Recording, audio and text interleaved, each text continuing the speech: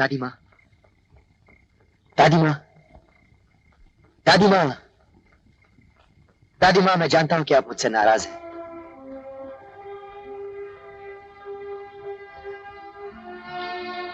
मैं जानता हूँ कि मुझे घर से निकालकर आप बहुत बेचैन हैं। मैं आपसे बहुत प्यार करता हूँ दादी माँ। मैं तो बस उसी दिन के लिए जी रहा हूँ जब आप प्यार से अपना हाथ मेरे सर पर रखेंगे। छाया, छाया, छाया, छाया। जी बड़ी माँ। ये राजा की आवाज इस कमरे में कहाँ से आ रही है? इस कमरे में? हाँ। राजा की आवाज? हाँ। बड़ी माँ, आपको भ्रम हुआ है, वो तो बाहर सो रहा है। लेकिन अभी अभी मैंने दादी माँ, सुना। क्या? हट।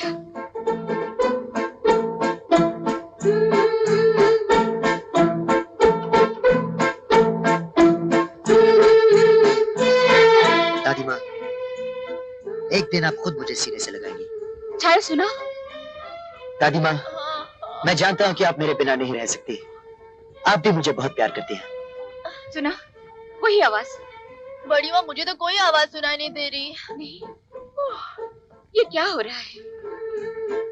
बड़ी माँ, मुझे ऐसे लगता है ये जो आवाज है ना, हाँ। आपकी अंतरात्मा से आ रही है। हाँ, ऐसी हो सकती है। अंतरात्मा? कल रात बड़ा मजा आया। जब आधी रात को कमरे में तुम्हारी आवाज सुनाई देने लगी ना, तो बड़ी माँ तो उठ गई, घबरा कर इधर उधर देखने लगी, कभी दाएं जाए तो कभी बाएं। और मैंने भी ऐसा नाटक किया जैसे मुझे तो कुछ सुनाई नहीं दिया। वो बार बार मुझसे पूछती रही और मैं बार बार चुप। फिर आखिर में जब वो थक गई तो मुझसे देखा नहीं गया, तो मैंने एंड में कह दिया कि बड़ी माँ, ये आवाज आपकी अंतरात्मा से आ रही है। बहुत अच्छा किया तुमने। इस बात से दादी माँ के दिल पर जरूर असर होगा।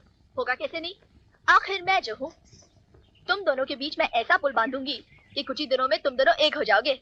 तुम्हारा ये एहसान मैं जिंदगी भर नहीं भूलूंगा। भूलना भी नहीं चाहिए। आजकल कौन किसी के लिए इतना करता है।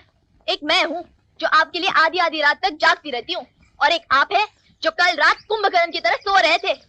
अगर मैं रुमाल में लपेटकर सेब ना फेंकती तो कल रात हमारे नाटक का प्लान हमारे ही सर पर गिर जाता। हाँ, सेब का आइडिया बहुत अच्छा था बाय द वे। उससे मेरी नींद भी खुल गई और सेब खाकर मेरी भूख भी मिट गई। वो तो ठीक है, लेकिन सेब के साथ साथ क्या मेरा रुमाल ही खा गए? रुमाल तो लौटाओ। रुमाल? रुमाल तो गुम हो गया शायद। हाँ? रात को तंबू में रखा था, सुबह देखा तो गायब। शायद कोई बंदर ले गया। हाय राम, आप तो अपने कोई भी चीज का ख्याल नहीं रख सकते।